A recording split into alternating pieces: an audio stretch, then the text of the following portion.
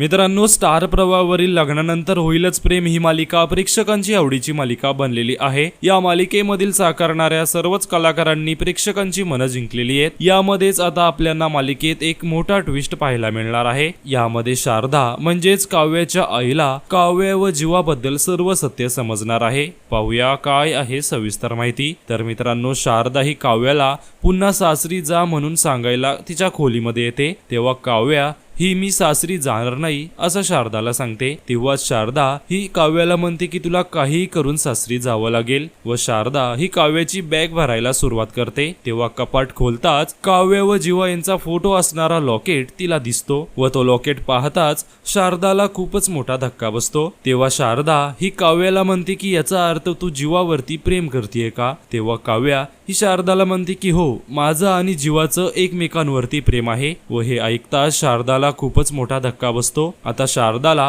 काव्य व जीवा यांचं सत्य समजल्यानंतर शारदा ही काय करणार हे पाहणं खूपच रंजक असणार आहे। तर मित्रांनो, तुम्ही लग्नानंतर होईलच प्रेम ही मालिका पाहता का हे आम्हाला कमेंट्स मध्ये नक्कीच सांगा।